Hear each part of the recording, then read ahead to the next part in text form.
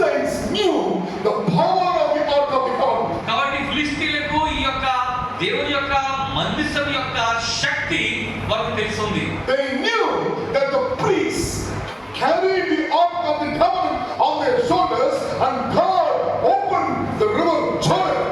వారికి తెలుసు యాజకులు ఈ యొక్క యెహోవా మందసాన్ని వారు మోసుకొని వెళ్తున్నప్పుడు యోర్దాను నది దాటే సమయంలో దేవుడు యోర్దాను నదిని రెండు పైగా చీల్చేయడం తెలుసు. The enemies knew by going around and around Jericho with the Ark of the Covenant lifted up, the walls of Jericho fell down. ఎరికో పట్టణస్థులకు కూడా తెలుసు వారి యొక్క ఎరికో పట్టణం చుట్టూరు వారు గుండ్రంగా ఈ విధంగా తిరుగుతూ సమయం వచ్చినప్పుడు ఈ యొక్క మందసాన్ని వారు పైకి ఎత్తినప్పుడు ఆ ఎరికో గోడలు కూలిపోయాయి. So the Ark of the Covenant, that box was not ordinary box.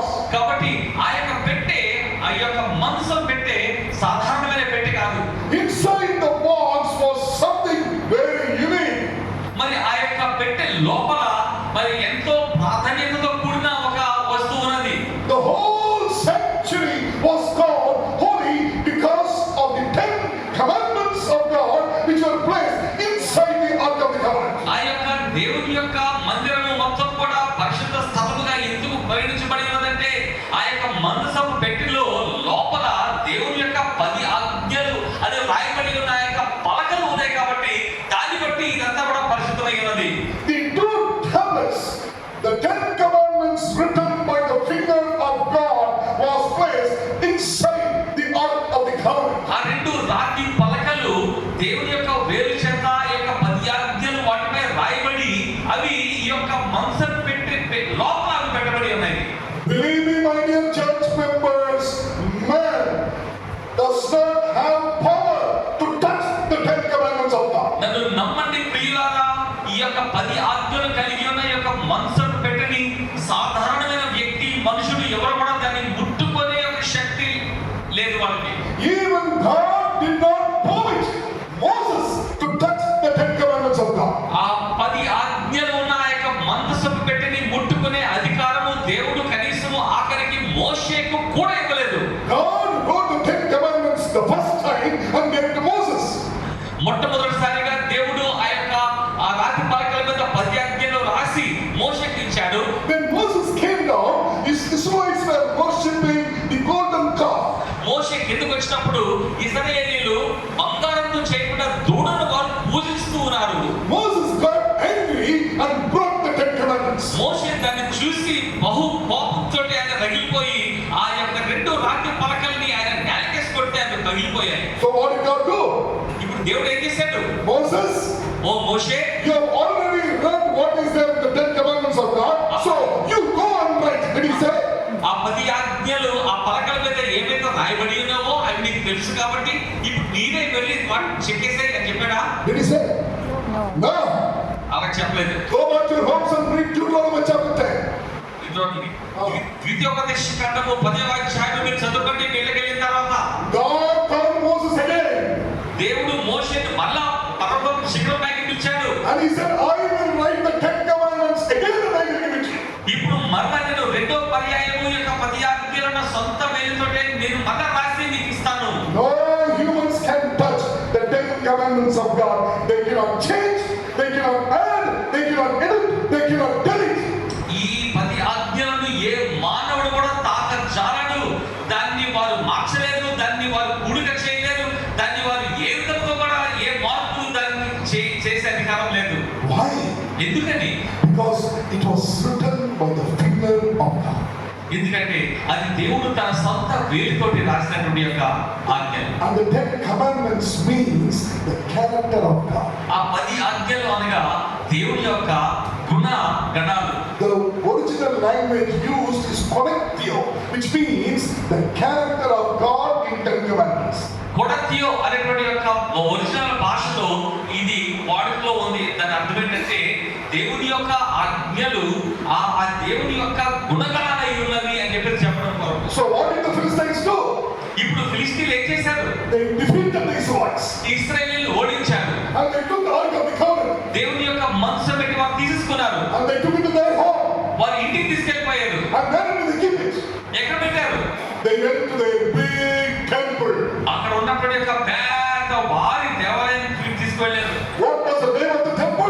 దేవాలయం పేరేంటి? Dagon God. దాగోను గుడి. They believe that Dagon God is the God who gives birth, fertility, birth of children. మరి ఈ యొక్క జన్మకు కారణమైన పుట్టుకు కారణమైన దేవుడు దాగోను అని చెప్పేసి వారు నమ్మారు. So the enemies believe Dagon God is the biggest God. కాబట్టి వారికి ఉన్న దేవుళ్ళలో దేవతల్లో అతి పెద్ద దాగోను దేవుడే. They had a very big statue in the temple. ఆ యొక్క దేవాలయంలో ఈ యొక్క దాగోనును సూచిస్తూ ఒక పెద్ద గొప్ప మహా విగ్రహాన్ని వారు పెట్టుకున్నారు. They opened the door వారు తలుపు తెరిచారు and went and placed this small Ark of the Covenant box in front of Dagon God. వారు ఈ యొక్క చిన్న మందసం పెట్టుని వారు అతి పెద్దగా ఉన్న వారి యొక్క దాగోను విగ్రహము పాదాల దగ్గర పెట్టారు. They laughed at the Ark of the Covenant. Laughed. వారు ఆ యొక్క మందసాన్ని చూసి వారు గేలిగా నవ్వారు. They mocked at the Ark of the Covenant. వారు నవ్వారు గేలిగా.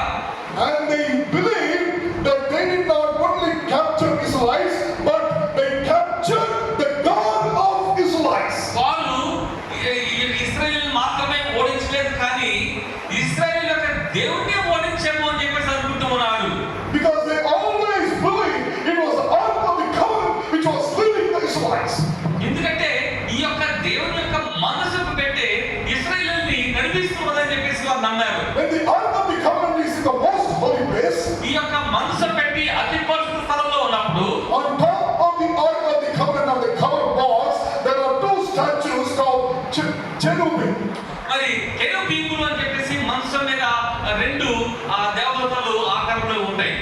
They are called as protecting angels. వారు ఆ యొక్క మందసాన్ని కాపాడుతున్న యొక్క వారు అని చెప్పేసి. And in the middle of that angels there is a shining light which is called Shekinah glory. మరి షకీనా మహిమ అని చెప్పేసి ఈ రెండు కెరూబుల మధ్య ఒక వెలుగు ప్రకాశించే యొక్క కాంతి దీపం ఉన్నది. And that Shekinah glory is to be the presence of God. అది దేవుని యొక్క సన్నిధి అయి ఉన్నది. And below the presence of God, Shekinah glory, the place was called mercy seat. మరి ఆ కృపా కనికరపు బల్ల అని చెప్పేసి ఆ షకీనా మహిమ కింద ఒక బల్ల లాంటిది ఉంటది. దాన్ని ఆ కనికరపు బల్ల అంటారు. So as you and many people think, Ark of the Covenant is not ordinary subject. కాబట్టి అందరూ అనుకున్నట్లు ఈ యొక్క దేవుని యొక్క మందసము అన్నది సాధారణమైన అంశం కాదండి. So when Philistines they captured the divine presence of God. ఈ యొక్క ఫిలిష్తీయులు దాన్ని పట్టుకున్నప్పుడు దేవుని యొక్క మహిమను వారు పట్టుకున్నారు. So who is happy? ఇప్పుడు ఎవరు సంతోషంగా ఉన్నారు? More than the Philistines, Satan is happy. ఈ యొక్క ఫిలిష్తీయుల కంటే ఎక్కువ ఈ యొక్క సాతానుడు సంతోషిస్తూ ఉన్నాడు. The fight in front is between Philistine and Israel, but actually behind the fight is between God and Satan.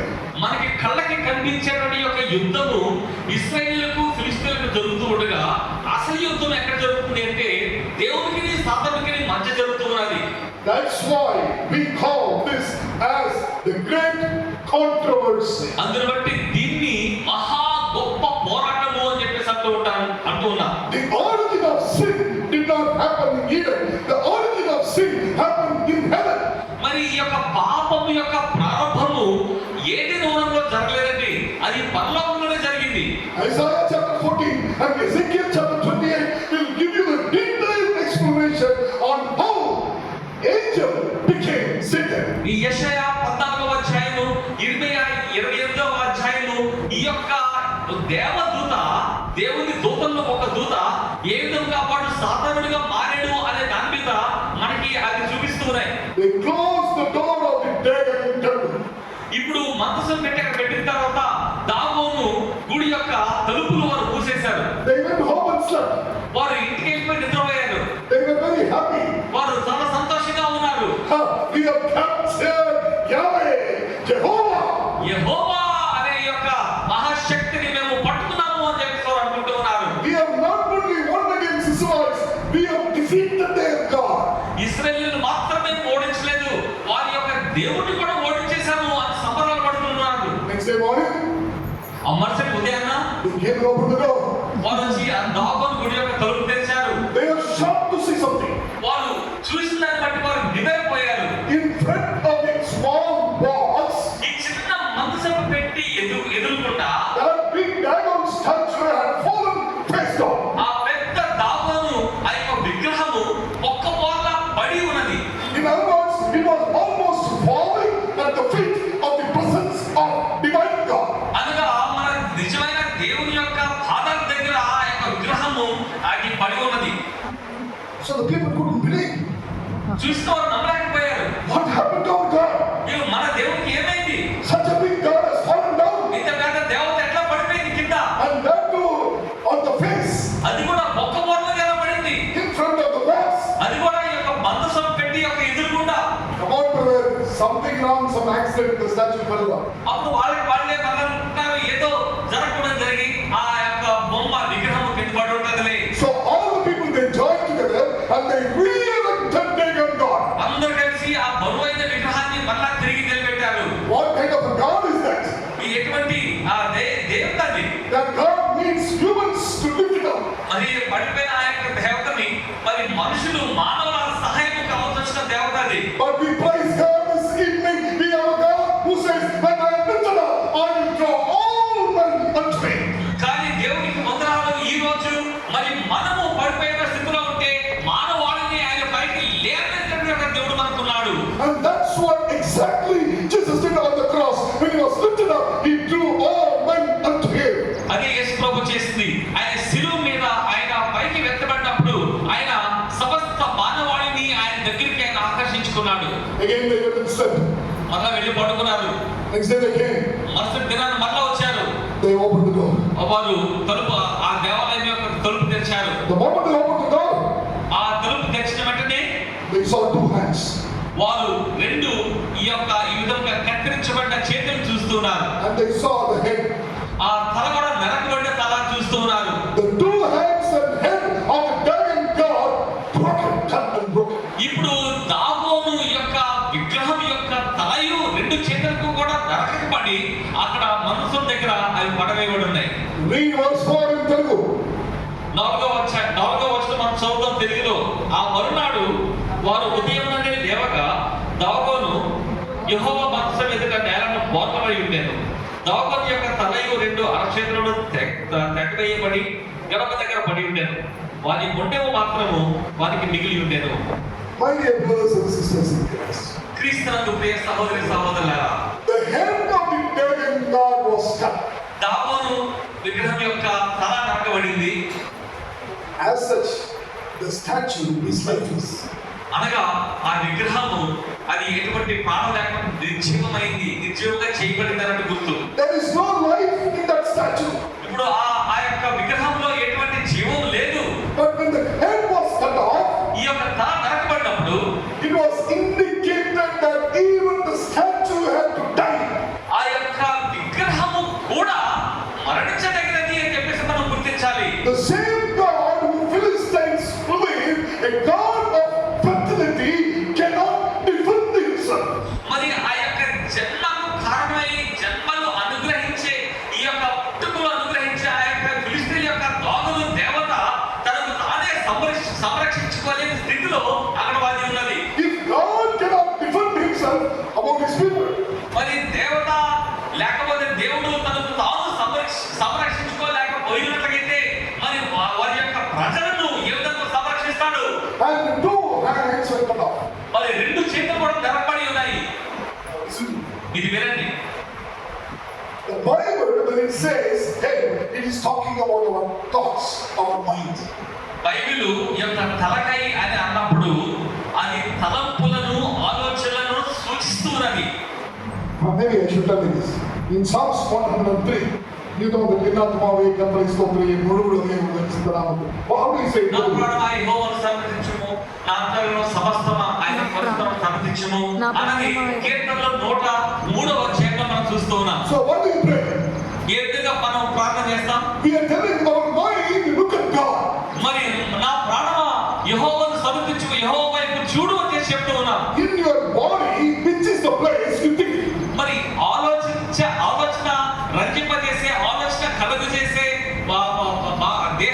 A భాగమైనది? Where is it? Which is the most important part of your body? మరి ఈ యొక్క పురిలో ఉన్నటువంటి యొక్క అతి ప్రాముఖ్యమైన భాగం ఏది?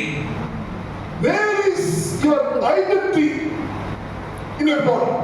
కళ్ళు, ice. Identity. How do you identify this person? There is nothing. గుర్తింపు ఎలా మనం గుర్తిస్తాము తలకాయ లేకపోతే? So this head is the mind, is the face, is the identity of anyone. మరి ఈ యొక్క తలకాయ అది ఆలోచన కలగజేసేది, అది మనకి గుర్తింపు తీసుకొచ్చేది, అది మనము అది ఇతరులకు తెలియజేసే భాగమైనది. So thoughts comes first. కాబట్టి ఆలోచనలు మొట్టమొదటిగా వస్తాయి. Then comes action. ఆ తర్వాత క్రియ రూపంలో అవి మనం పెడుతూ ఉన్నాం.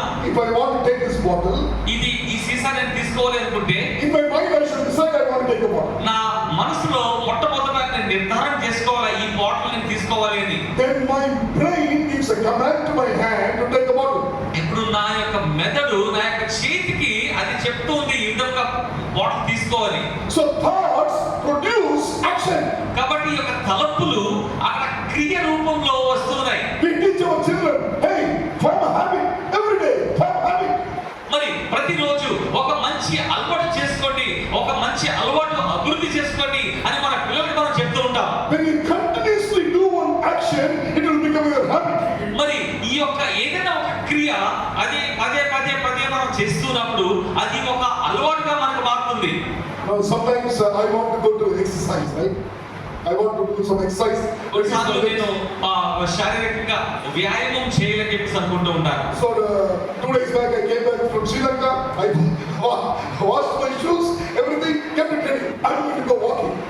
నేను వాకింగ్ చెప్తాను, ఇంకా వాకింగ్ మిస్ అవ్వకూడదు అని చెప్పేసి శ్రీలంక దేశం నుండి నేను తిరిగి వచ్చినప్పుడు నా బూట్లు తీసి వాటిని శుభ్రంగా కడుక్కొని పెట్టుకున్నాను.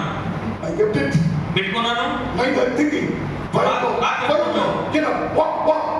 5 గంటలకు లేకాలి, ఉదయమే 5 గంటలకు లేచి నడవాలి అనుకుంటూ ఉన్నాను. I got up at 5 o'clock. 5 గంటలకు లేచాను, Very tired. చాలా అలసిపోయాను. Lot of travel. చాలా ప్రయాణం చేసి వచ్చాను నేను. Sleep for 1 more hour. ఇంకొక గంట నిద్రపోతాం. Your wife is sleeping, grandchildren sleeping.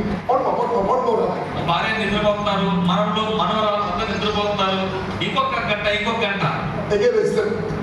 మళ్ళా పడుకున్నాను. No walking, no shoe, nothing. ఆ షూస్ వాకింగ్ ఏమీ లేవు ఇంకా. If you want to be victorious, you need to change here. మీరు జయప్రదము అవ్వాలి అంటే ఆ మొదటి మార్పును మీరు ఇక్కడ తెచ్చుకోవాలి. If your children have to be successful, they need to change here. మీ యొక్క పిల్లలు కనుక వారు విజయవంతంగా వారు ఎదగాలి అంటే వారికి మార్పు మొదట ఇక్కడ రావాలి. I also do a lot of motivation classes for managers and students. ఈ యొక్క విద్యార్థులకు ఆ తర్వాత మేనేజర్స్ కు నేను చాలా సార్లు ఉద్రేకపరిచే యొక్క మోటివేషనల్ క్లాసెస్ తీసుకుంటూ ఉంటాను. Last month I took a class for youth in Chennai. మరి చెన్నైలో ఉన్నటువంటి యువకులకు నేను ఒక సెషన్ తీసుకున్నాను. After 2 days, one of the father came to me. రెండు రోజుల తర్వాత ఒక తండ్రి నా దగ్గరికి వచ్చి, Sir, what did you speak to my children? అయ్యా మా పిల్లలతో మీరు ఏం మాట్లాడారు? I'm sorry, I got slightly upset. Sir, what happened, sir? What happened? నేను భయపడతానండి. అయ్యా ఏమైంది అంటా ఉన్నాను నేను. Sir, I can't believe, sir. My children changed, sir. నా పిల్లలు మార్పు వచ్చిందయ్యా, నేను నమ్మలేకపోతున్నాను. What did they do? ఏం చేశారు? Every day they are getting up early. వారు ప్రతి దినము ఉదయాన్నే లేచిపోతున్నారు. I'm not only that, sir. They are folding their bed. వాళ్ళు లేచి వాళ్ళ దుప్పట్లు వాళ్ళే మడత పెడుతున్నారు. They are folding their bed. Very good. ఓ మంచిది. Yes, sir. 1000 times I told, they didn't listen. 1000 సార్లు నేను చెప్పిన వాళ్ళు ఎప్పుడు వినలేదు. But you took a class. కానీ నువ్వు ఏదో ఒక class తీసుకున్నావట. And I believe you told them, if you don't fold your bed and form a habit, you will never be successful. మీరు ఈ యొక్క దుప్పట్లు మడత పెట్టుకుని సంతుకోకపోతే మీరు జీవితంలో ఎప్పుడు కూడా మీరు పైకి రాదు అని చెప్పారట. And the father is happy. ఇప్పుడు తండ్రి చాలా సంతోషంగా ఉన్నాడు. What I'm trying to say is thoughts produce action. ఈ తలంపులు క్రియల్ని అవి తీసుకొస్తున్నాయి. And when you continuously do an action, ఈ క్రియని మనం చేయగా పదే ఒక పని చేయగా it will become your habit. అది ఒక అలవాటుగా మారుతుంది. When continuously you live in a habit, ఆ యొక్క అలవాటుని పదే మనం తరచుగా చేస్తూ ఉన్నప్పుడు it will become your character. అది మన గుణంగా మారుతుంది. And that is why